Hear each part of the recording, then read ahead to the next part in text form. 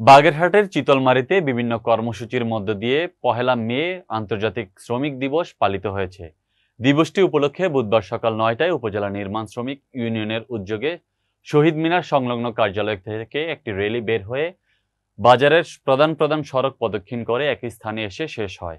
এ সময় উপজেলা নির্মাণ শ্রমিক ইউনিয়নের সভাপতি মোহাম্মদ রুকা শেখের সভাপতিত্বে ও সাধারণ সম্পাদক মোহাম্মদ আলী হোসেনের সঞ্চালনায় সংগঠনের কার্যালয়ে এক আলোচনা সভা অনুষ্ঠিত হয়। আলোচনা সভায় প্রধান অতিথি হিসেবে উপস্থিত ছিলেন চিতলমারী উপজেলা পরিষদ চেয়ারম্যান অশোক কুমার বড়াল। বিশেষ অতিথি হিসেবে উপস্থিত ছিলেন উপজেলা পরিষদের ভাইস চেয়ারম্যান শেখ মাহতাবুজ্জামান, উপজেলা আওয়ামী যুবলীগের আহ্বায়ক শেখ নজরুল ইসলাম, জাতীয় শ্রমিক লীগ চিতলমারী উপজেলা শাখার সভাপতি শেখ আতিয়ার রহমান, সাধারণ সম্পাদক আলী আমর হোসেন মিঠু, সবুজ সংঘ ক্লাবের সাধারণ সম্পাদক শেখ জাহিদুজ্জামান প্রমুখ। আলোচনা সভায় বক্তারা শ্রমিকদের স্বার্থ সংশ্লিষ্ট বিভিন্ন বিষয় তুলে ধরেন। এ সময় উপজেলা নির্মাণ শ্রমিক ইউনিয়নের বিভিন্ন পর্যায়ের নেতৃবৃন্দ সহ বিভিন্ন শ্রেণী পেশার ব্যক্তিবর্গ উপস্থিত ছিলেন।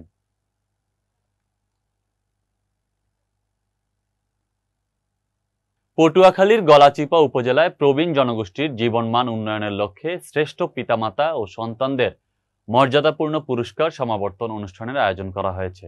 সাউথ এশিয়া পার্টনারশিপ বাংলাদেশ এর সহযোগিতায় প্রতিষ্ঠানের পল্লী সহায়ক ফাউন্ডেশনের পানপট্টি শাখার উদ্যোগে পানপট্টি ইউনিয়ন পরিষদ হলরুমে শ্রেষ্ঠ পিতা ও সন্তানদের মর্যাদাপূর্ণ পুরস্কারে পুরস্কৃত করা হয়।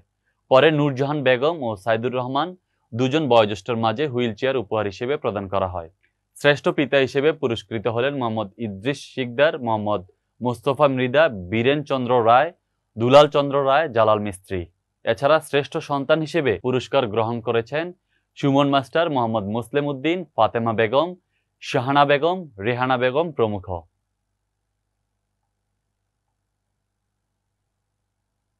শ্রমিক মালিক গর্ব দেশ, স্মার্ট হবে বাংলাদেশ, এই প্রতিপাদ্যকে সামনে রেখে জয়পুরহাটে বিভিন্ন কর্মসূচির মধ্য দিয়ে মহান মে দিবস ২০২৪ পালিত হয়েছে।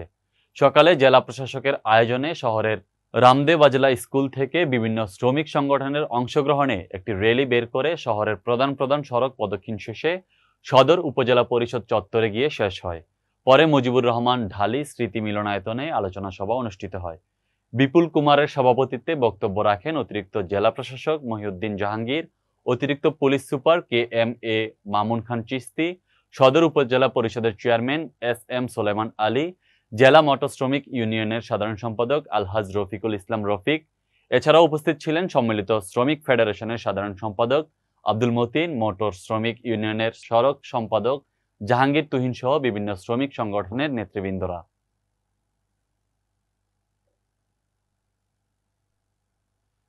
সৌদি আরব আল হাসা প্রবাসী বাংলাদেশি ব্যবসায়ী লিটন সরকারের সার্বিক তত্ত্বাবধানে ঈদ পুনর্মিলনী অনুষ্ঠিত হয়েছে।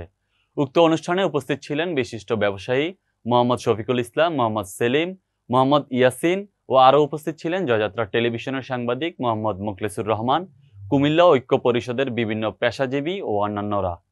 আমন্ত্রিত প্রবাসীরা জানান, প্রবাসে এমন আয়োজন যদি আরও বেশি করা যায় তাহলে দূর প্রবাসে বাংলাদেশি কমিউনিটির মধ্যে আরও ভালো সম্পর্ক তৈরি হবে।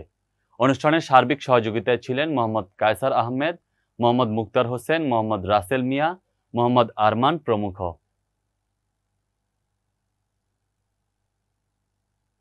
আন্তর্জাতিক শ্রমিক দিবস উপলক্ষে এবং তাপপ্রবাহে পথচারী ও বিভিন্ন যানবাহন চালকদের কিছুটা হলেও স্বস্তি দিতে পিরোজপুরের নেসারাবাদ উপজেলার স্বাস্থ্য কমপ্লেক্সের সামনে ঠান্ডা শরবত ও স্যালাইন বিতরণ করেছে ও স্বেচ্ছাসেবী সংগঠন উদ্যোগ।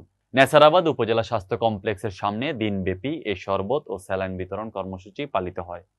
মেশকাত তালুকদারের সার্বিক সহযোগিতায় এ সময় অন্যান্যদের মধ্যে উপস্থিত ছিলেন নিয়াজ মাহমুদ, গালিবুল আলম, শোভন, সারোয়ার, নাইম এবং তাজরি হাসান প্রমুখ। মেশকাত তালুকদার বলেন, বর্তমানে তীব্র তাপদাহে অতিষ্ঠ সাধারণ মানুষ।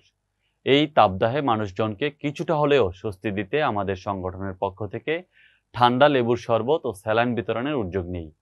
এরই ধারাবাহিকতায় সংগঠনের 10 জন স্বেচ্ছাসেবী মিলে সাধারণ মানুষের মাঝে ঠান্ডা শরবত বিতরণ কার্যক্রম পরিচালনা করছি।